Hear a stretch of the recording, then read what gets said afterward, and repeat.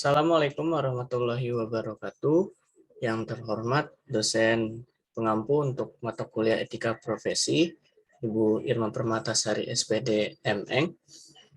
Perkenalkan, kami dari kelompok 3 akan menjelaskan tentang konsep IT Audit dan Real-Time IT Audit. Berikut adalah anggota kelompok 3 dari kelas A STI Angkatan 2021. Yang pertama, ada saya sendiri, yaitu Egana Zanetti dengan NIM 1519621009. Kemudian ada Rosa Aulia Nisa dengan NIM 1519621011.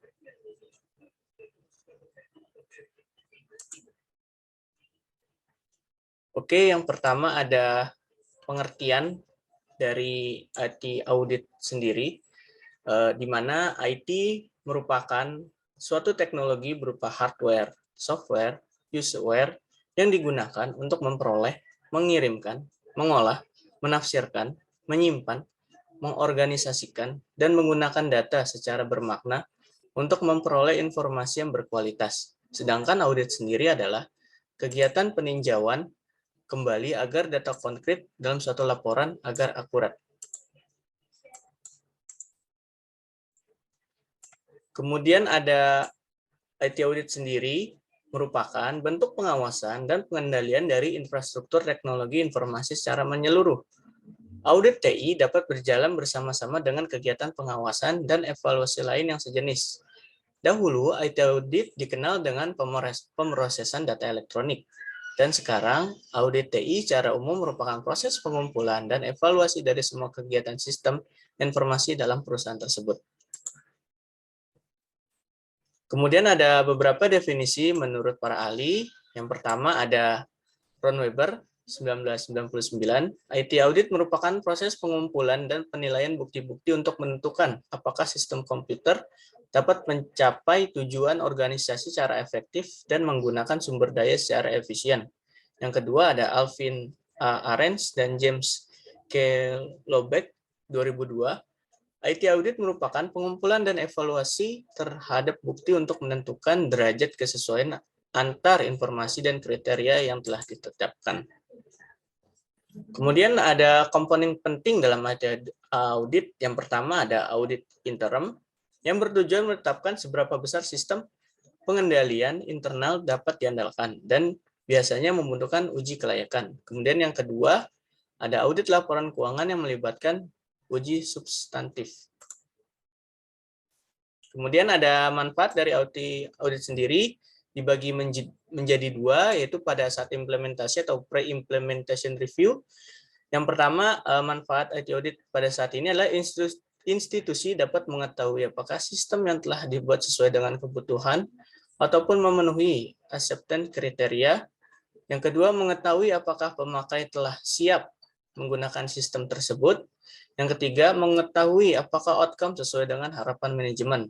Kemudian setelah implementasi ada setelah sistem live atau post implementation review. Yang pertama, institusi mendapat masukan atas risiko-risiko yang masih ada dan saran untuk penanganannya. Yang kedua, masukan-masukan tersebut disimpan dalam agenda penyempurnaan sistem, perencanaan strategis, dan anggaran pada periode berikutnya. Yang ketiga, bahan perencanaan strategis dan rencana anggaran di masa mendatang. Yang keempat, memberikan reasonable assurance bahwa sistem informasi telah sesuai dengan kebijakan atau prosedur yang telah ditetapkan.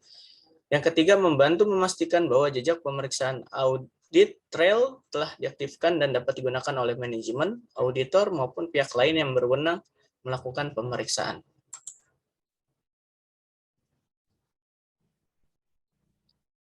Baik, selanjutnya ada tujuan IT audit.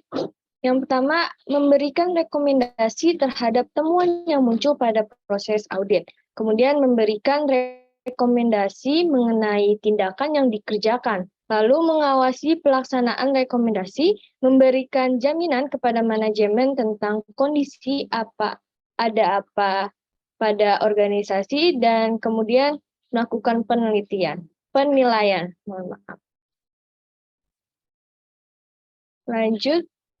Selanjutnya ada langkah-langkah IT audit.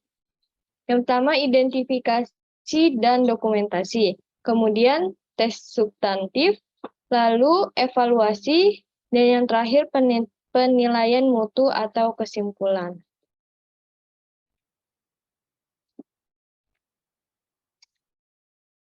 Sekarang kita akan membahas mengenai real-time audit.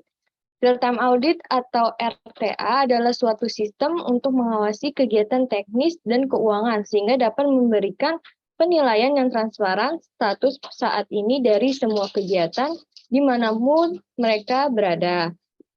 Real-time audit itu mendukung semua langkah dari satu proyek dari konsep, mempersiapkan satu usulan penuh, melakukan analisa putusan untuk mengidentifikasi jual sistem final, sehingga ketika untuk memilih proyek terbaik manajemen hak suara, kemudian dukungan pembuatan keputusan pada penerimaan atau merosot untuk membuat investasi perlu.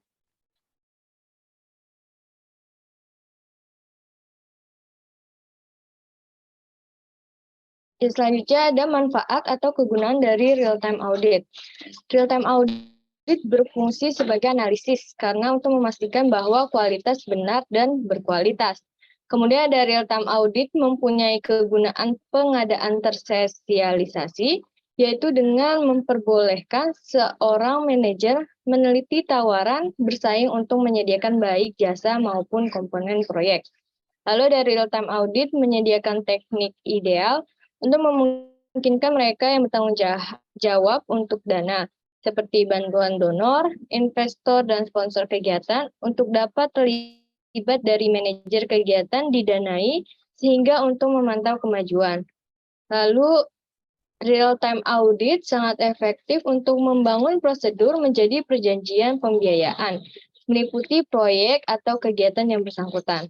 Kemudian real-time audit menyediakan komponen utama yang diperlukan untuk efektif, kegiatan pengelolaan yang efisien, dan pengawasan. Real-time audit ini benar-benar transparan dan menyediakan operasi proyek manajer dan donor atau sponsor akses langsung informasi apapun yang mereka butuhkan secara online dan cepat. Baik, itu saja yang mungkin bisa kami sampaikan. Selebihnya mohon maaf. Wassalamualaikum warahmatullahi wabarakatuh. Terima kasih.